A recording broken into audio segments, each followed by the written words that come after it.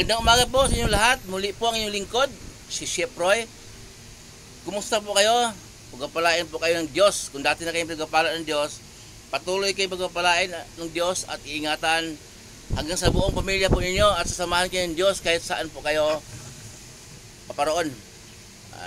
Shout out po kay N. Gracia Cortez, Ogie Pamindanan. Okay, shout out po kay JM Francisco, Elizabeth Villanueva, Iris de la Victoria. Shout out po kay Ariel Santos, Jima Luna, Joven Habirina, Junior Kubatuan. Okay. Kay Janet Lorenzo. Shout out po sa lahat ng makakapanood ng video ito. Milba Bautista, Ros Cervera, Abilino Mendoza, Mildred Planas Palan, Kevin Takdoro, Risa Kabinte Butay ng Lovers Group, Fernan Lagrana. Shout out po sa lahat. Kumusta po kayo lahat? Mayroon akong kaibigan na sabi niya sa akin na ano siya, katulong siya sa bahay. Bisaya po siya, sabi. Yung boss po niya, pare. Sabi po niya, Chef Roy, sabi sa akin ng boss ko na pare, Inday, may lihim ka. May lihim daw ako. Sabi ko, ano yun? Father, si pare, nagkapatawag ng father pala yung pare. Mayroon ka palang anak sa Bisaya, Inday, bago ka pumunta dito. Hindi mo lang sinabi sa amin, hindi mo lang sinabi sa akin bago pagdating mo dito sa pamamahay namin. Sabi po niya nakatulong. Mayroon po, Father, hindi ko man kinahiya yun. Kaso lang hindi ko na ikwento sa'yo. Oo, ganun pala, hindi mo kinahiya, pero may lihim ka pala. Sabi sa akin ng katulong na yun, syempre gusto pala ng mga pare, yung sabihin mo lahat sa'yo nakaraan, bago ka mag-start ng work sa kanila, katulong ako sa bahay nila. Sabi ko naman, ganun ba? Minsan sabihin mo sa pare na ano yung, Father, may lihim nga ako sa iyo, pero bahagya lang naman yun eh. Hindi ko naman sinadya na mailihim. Hindi ko na ikwento. Pero hindi ko na kinahiya na may anak ako. Pero kayo, Father, mas matindi lihim ninyo eh. Kayong mga pare, mga obispo, mga papa sa Roma. Pabiro ba? Kung kaya mong sabihin, ha? Pero kung hindi mo kaya sabihin, huwag mo nang sabihin. Pero sila, may lihim na matindi. Buong mundo nililihim nila. Hindi na tinuturo na ayaw ng Diyos na sumampa sa Diyos-Diyosan. Okay? Yun ang lihim nila na matindi. Okay? May babasahin po sa inyo. Pakinggan po ninyo. Babasahin po ng lingkod sa Old Testament. Okay? Sa Exodo 20. Umpisahan ko po sa 4. Maiksi na po ito. Huwag kang gagawa ng imahen ng anumang nilalang na nasa langit, nasa lupa, o nasa tubig upang sambahin. Okay?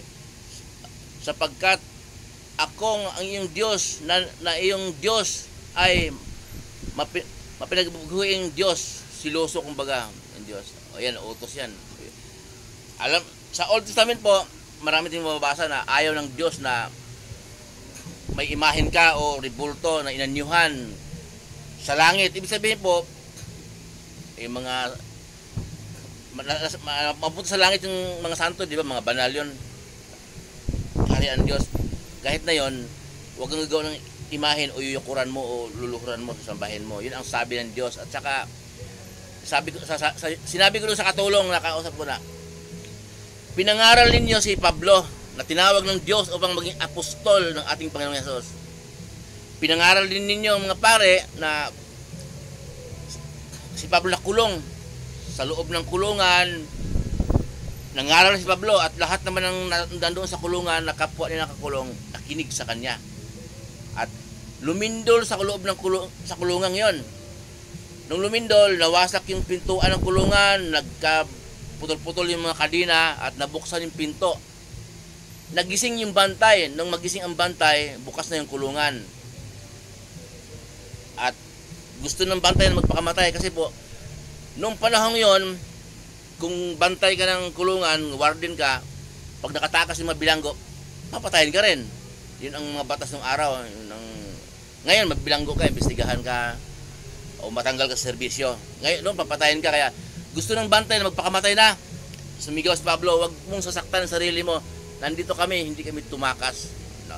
Yun, tinuturo ng pare yun. Pero hindi tinuturo ng pare kung anong dahilan ng pagkakulong ni Pablo.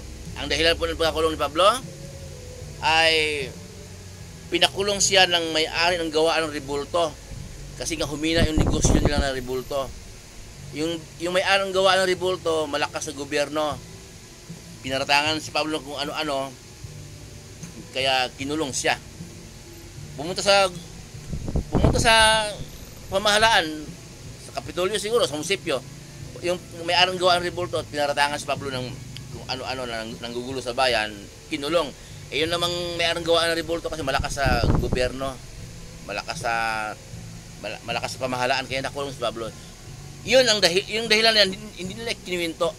Pinangaral nila na si Pablo nakulong sa loob ng kulungan nangaral, nakinig naman ng mga bilanggo, pero hindi nila tinuro kung anong dahilan pagkakakulong ni Pablo. Yun po.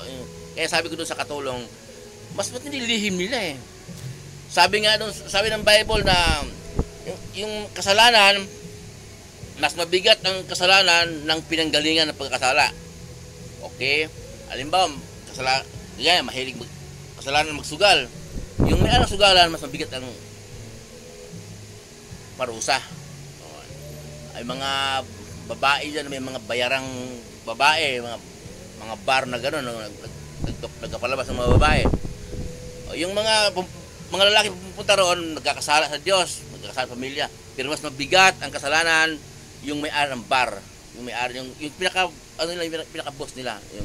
Ibig sabihin po, mas mabigat ang kasalanan nila, hindi nila, sabi ko doon sa katulong, mas mabigat ang kasalanan ng mga yan, mga pare, mga santo papa, mga obispo, kasi nga hindi nila tinuro, pinipili ng tinuturo nila. Yung mahirap din po yun eh. Magbasa ka ng Bible, ituro mo sa mga tao, mahirap pero kung iniilagan eh. Yung ibang wala kang lihim sa salita ng Diyos, lahat ituturo mo, lahat ng nababasa mo, di ba? Maluwag sa kalooban, maluwag sa isip.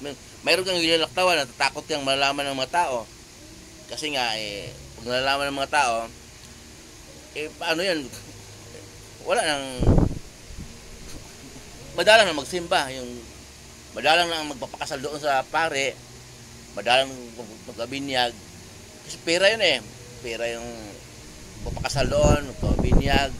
Pera yung kada linggo pag maraming simba, pera. Yun. Muli pa yung lingkod, si Chef Roy. Yun po ang katotohanan, ha? Katotohanan, hindi ko sinasabi po na pasensya na kayo. Kasi po, pag sinasabi ko pasensya na kayo, parang sinasabi ko na pasensya na kayo sa Diyos. Hindi po yun. Ang Diyos ang lumikha ng lahat. Ang Diyos ang may hawak ng buhay natin. Hindi pwedeng sabihin na pasensya ka na sa Diyos. Talaga totoo. Kaya nasabi ko po, yung talaga totoo. Yun ang sabi ng Diyos. Muli po yung lingkod, Chef Roy, ingatan kayo ng Diyos kahit saan po kayo pupunta. Hanggang sa buong pamilya po ninyo.